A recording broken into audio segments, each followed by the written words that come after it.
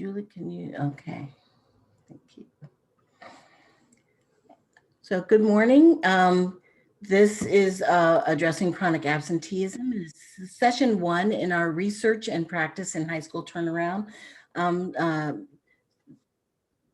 workshops, where we'll be doing 2 of these workshops with you this year. Can you go to the next slide, please?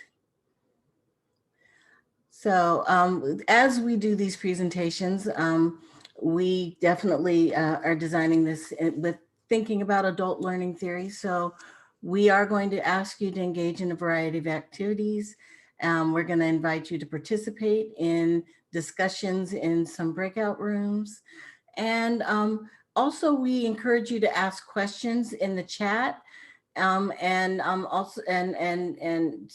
push for clarity if there's anything that you need to have clarified as we go through the presentation using the chat. Next slide, please. So I was going to have us all go around and do a little introduction in the chat, but it looks like you already did, already signed in this morning. But I will ask you to share what's your favorite season and why? Okay, thank you everyone for sharing. My favorite season is summer because I love it when it is warm. I hate cold weather. All right, so let us go on to the next slide. And our agenda for this morning, as we are going to be talking a little bit, giving a little bit of an overview around just how this work is grounded in the 4 domains for rapid school improvement and turnaround leadership competencies. Then we're going to review some research and promising practices around chronic absenteeism, talk about some promising practices of it and about that. And then you're going to have an opportunity to do some work with the, you're going to be doing some work in practicing some engagement conversations. Can you go to the next slide, please? So our outcomes for today are to review the research and promising practices for addressing chronic absenteeism, identify promising practices you can use over the next few months, and identifying turnaround leadership competencies that will best support the work to reduce chronic absenteeism at your school. Next slide, please. Chronic absenteeism occurs at every grade level, but is more prevalent at some grades than others. Chronic absenteeism rates are highest in high school. Understanding when students are at most at risk will help schools and advocates better target interventions to improve student outcomes. Thank you. Next slide. So we're going to ask you to take a really quick poll. And this poll is around, what is your overall attendance rate? Okay, so here are the results. So what is your current overall attendance rate? So we have about 36% said 80 to 94%, 60 to 79% said 55%, and 59%, I'm sorry, 55% said 60 to 70%, and 9% said 59% and under. So can we go to the next slide, please?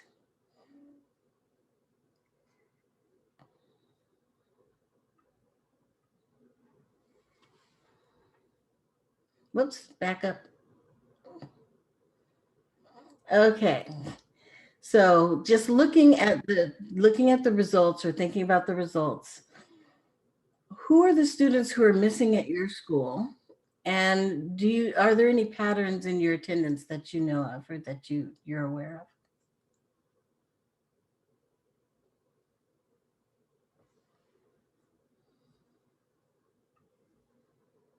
of? Like many of you have been able to identify some different patterns or some different student groups that you're concerned about with their attendance. Okay, next slide, please. So all of this work is grounded in the 4 domains of rapid school improvement, and those domains include turnaround leadership, talent development, instructional transformation, and culture shift. Because of the nature of chronic absenteeism, a lot of the focus of this presentation is going to be around culture shift, because school culture has a lot to do with chronic absenteeism. Can you go to the next slide, please? And the turnaround leadership competencies are closely related to the 4 domains for rapid school improvement. Driving for results is a relentless focus on student learning results, including achievement goals, goal setting, monitoring and setting clear expectations, and a bias towards planning ahead.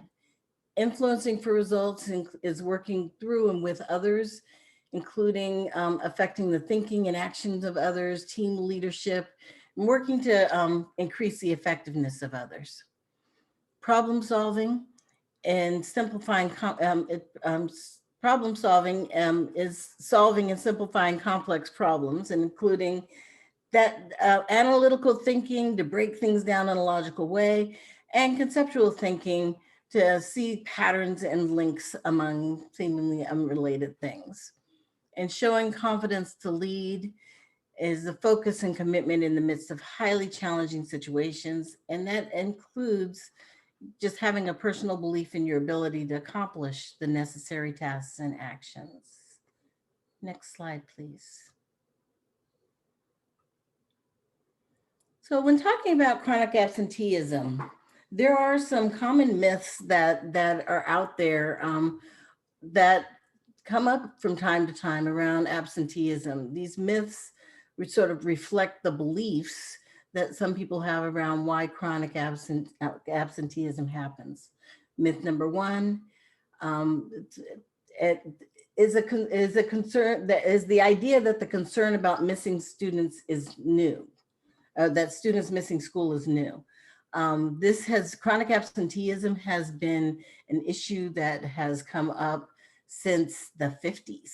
It is a reoccurring thing that gets focused on, and it is in no way new. Measuring absenteeism is a simple process, is the second myth. And that myth is, sorry, the idea that measuring absenteeism being simple is not correct, because everyone measures absenteeism in different ways. And in order to aggregate, what does absenteeism look like? Is it 10%? Is it 15%? As it was shared in Maryland, it is 10%. In some states, it's different. Some schools collect their absenteeism data in different ways. It depends on what data system you're collecting the data in, what you're able to look at and aggregate. So it's in no way a simple process. Myth number 3 is to resolve chronic absenteeism, we need to focus on student behavior. And it's not just about the students. Sometimes we need to actually look at the culture and other factors. Myth number 4, interventions to reduce absences are straightforward. And they're not, and we'll be talking about that more today. And myth number 5, parents understand why missing school is bad for their children. And unfortunately, not all parents do understand how important it is that their children be at school every day, and need support to understand that. Can you go to the next slide, please? So what we're going to do next is we are going to have you all go into a pair share, and we are going to let you think about these myths and have a conversation with the peer. about whether or not any of these myths are familiar to you, that you see them coming up at your school, and thinking about how can mindsets formed from these myths get in the way of resolving chronic absenteeism challenges. Okay. Welcome back, everyone. We are just going to pause for just a moment. And if you had any highlights from your peer share that you'd like to share with the rest of the group, please go ahead and put those in the chat. And, you know, we'd love to see any thoughts that you had, especially around, you know, those mindsets that could get in the way of solving chronic absenteeism problems.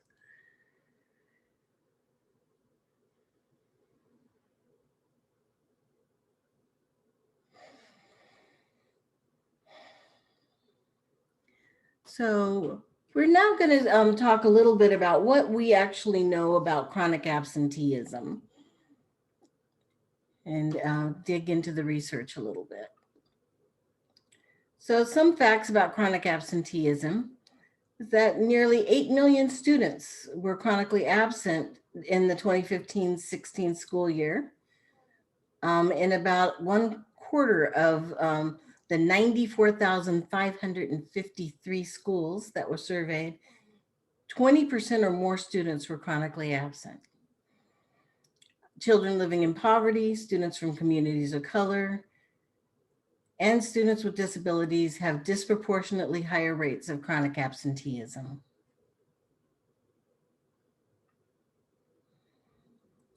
We also know that there are some long-term implications for chronic absenteeism in middle school. We've learned that from data from Baltimore City School District that sixth grade, chronic absenteeism in sixth grade is an early warning sign for dropouts. We've learned that chronic absenteeism in sixth grade increases the likelihood of not graduating from high school, also from some data in Philadelphia. And a study in Utah found that students are 7.4 times more likely to drop out if they're chronically absent in any year between 8th and 12th grades. And students who are chronically absent in 8th grade were more than 17 times more likely to be chronically absent in 9th grade.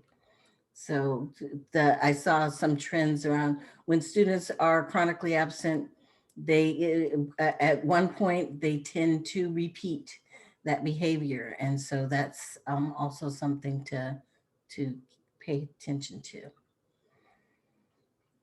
Chronic absenteeism in high school also has issues. We're learning that 35% of first-time ninth graders were chronically absent on average while enrolled in public high schools. And this represents more than 3.5 months of missed school over the course of their high school career. 20% of the students in the class of 2009 who graduated from high school in 4 years were chronically absent, while 85% of the students who dropped out were chronically absent in high school. Data from Chicago showed that student absences in ninth grade were good predictors of not graduating. And they're almost as predictive as GPA and course failures.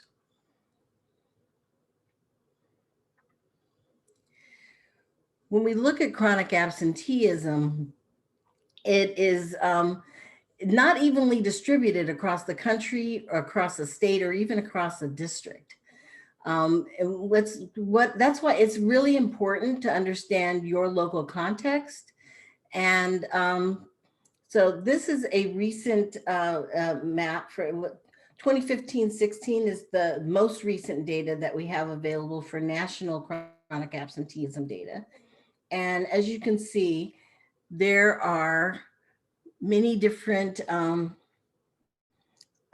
shades of purple on this on this map. So ranging from very low chronic absenteeism rates and with the lightest purple colors to gradually getting worse and worse and worse until you can see that that darkest purple is over 30% chronic absenteeism. So what we did was this is an interactive map, and you'll have links available at the end of this deck if you want to go and take a look at it. But what we did was we went and drilled in to look at the 3 districts represented in this meeting today. So this is what the chronic absenteeism data looked like in 2015-16 for Baltimore City Public Schools, Prince George County Public Schools, and Anne Arundel County Public Schools. I'll go ahead and take a look at that.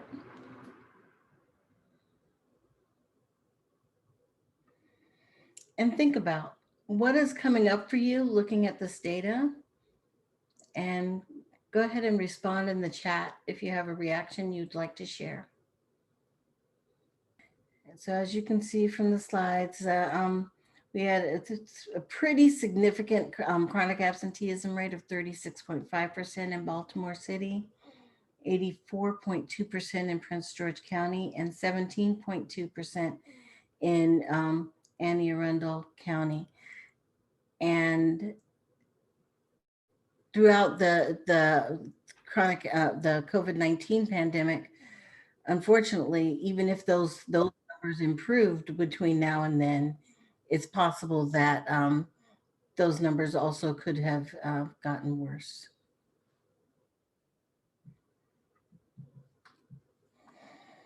So we did a review of the relevant research articles and reports, and specifically looking for those that reference secondary schools.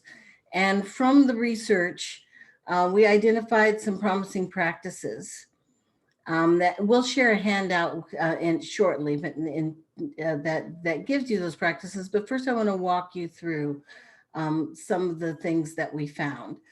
Most of the promising practices that were identified address school climate, culture, and student engagement, and are aligned to Domain 4 culture shift in the 4 domains of rapid school improvement. So there were 3 major categories for the promising practices that we found. The first were systemic and structural improvements.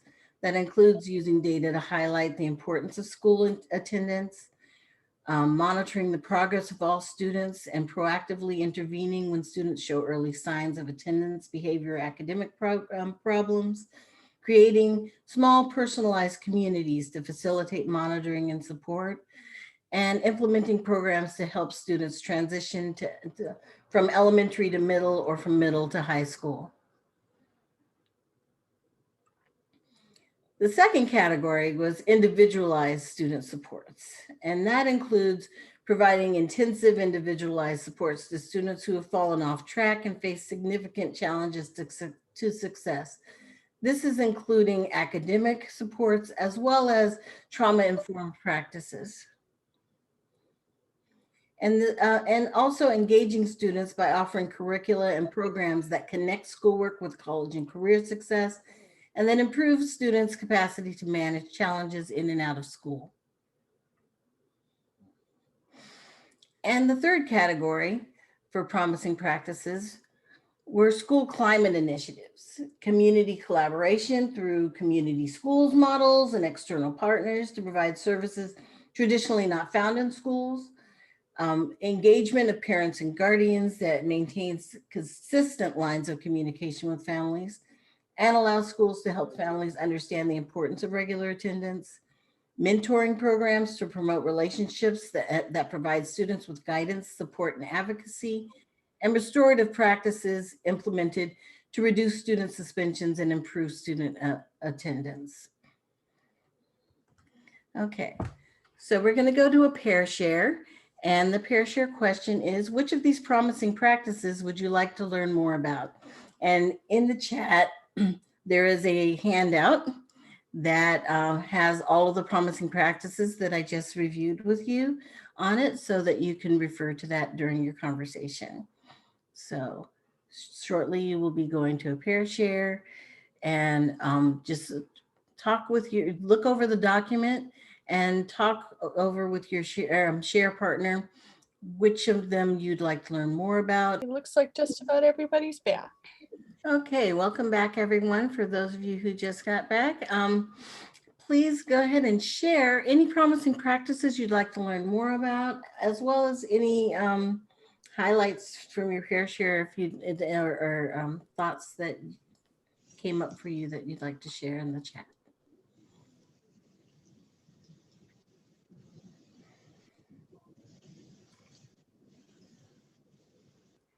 So we've got quite a few other comments in the chat, and I encourage you all to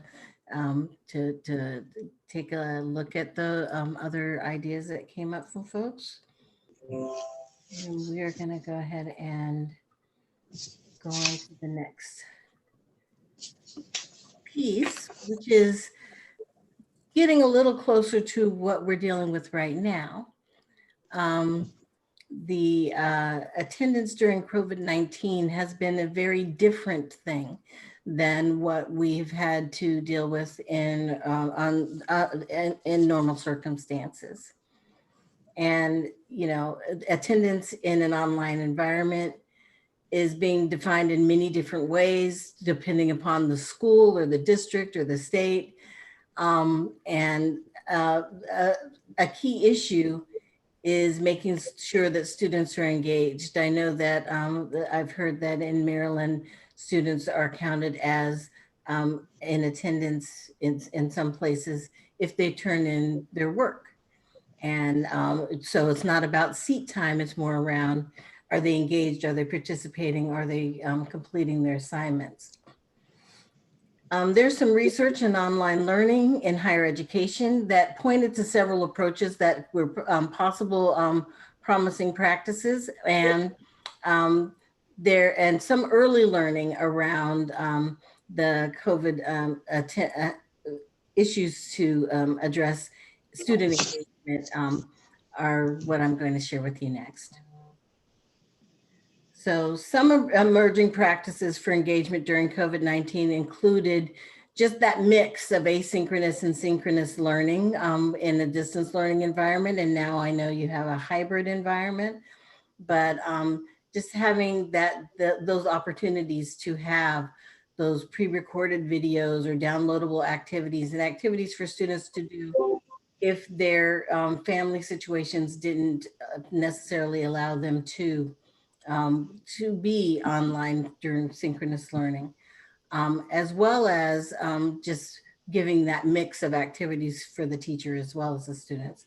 And then the synchronous instruction, which also provides that time for wellness checks, the small group instruction, office hours, as well as peer-to-peer engagement, have been found to be successful in many different schools.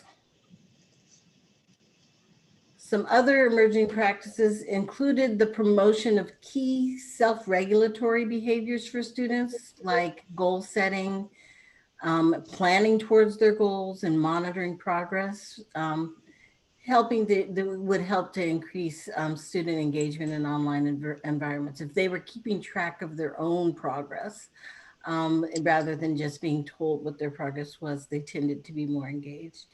And examples of this included digital individualized learning plans, as well as processes for providing lots of formative feedback.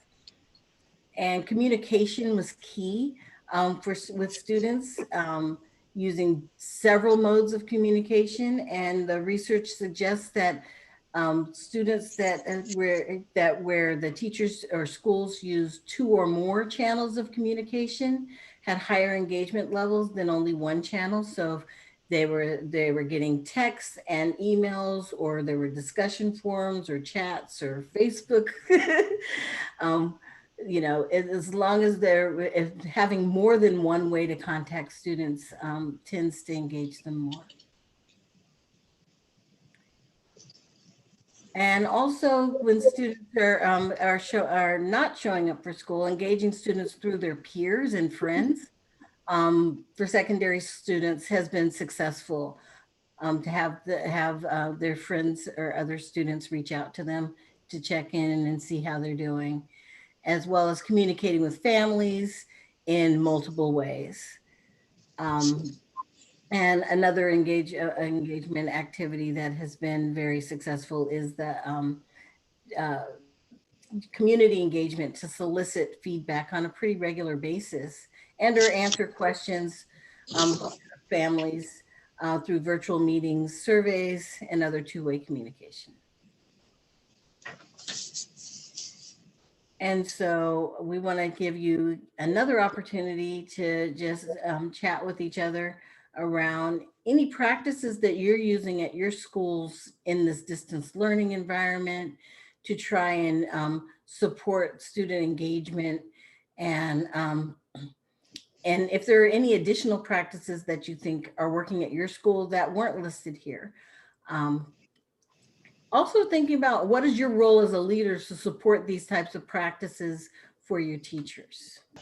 Okay, so so if you have any highlights from the pair share, or any additional practices you'd like to share with everyone else, please share them in the chat. And so this last segment of the this presentation is talking about what can we do about chronic absenteeism.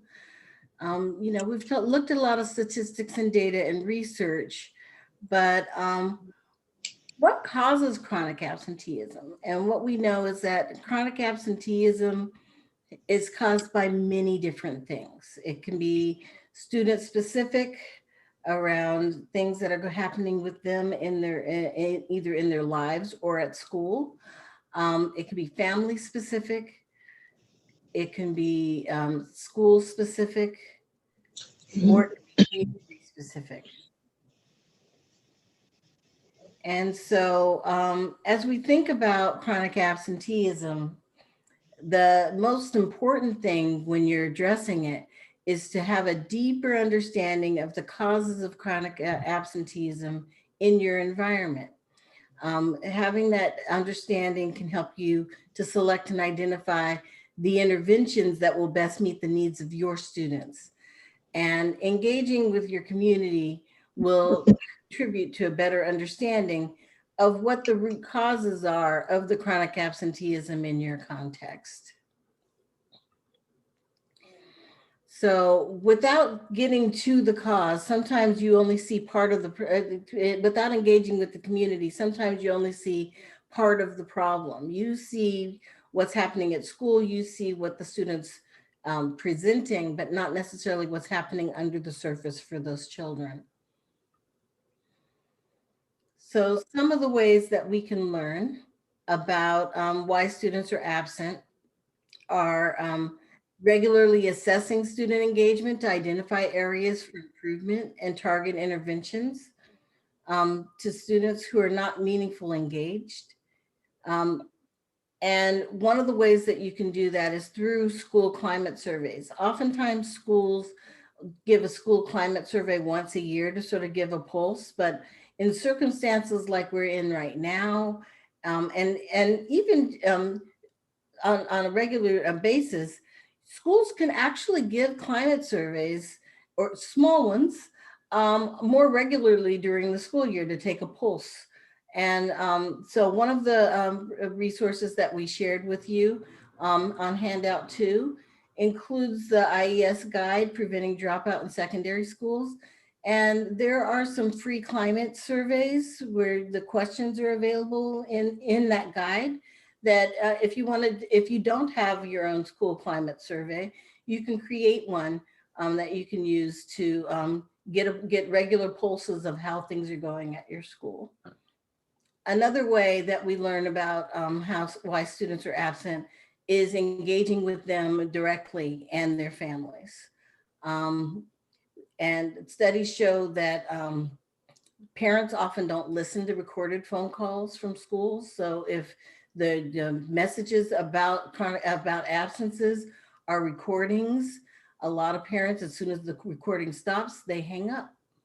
You know, having a live voice makes a difference into that personal touch, as well as just building that relationship and having those opportunities to engage with the families when things are going right, as well as when things are of concern, helps the family to be more engaged, of course. And making sure that when there is a problem, that you're approaching that conversation with concern and optimism. So we're going to take a little detour from the regular program here, and we're going to move into a section of where you're going to be in breakout rooms, and we're going to be talking a little bit about, and you're going to be practicing some engagement practices.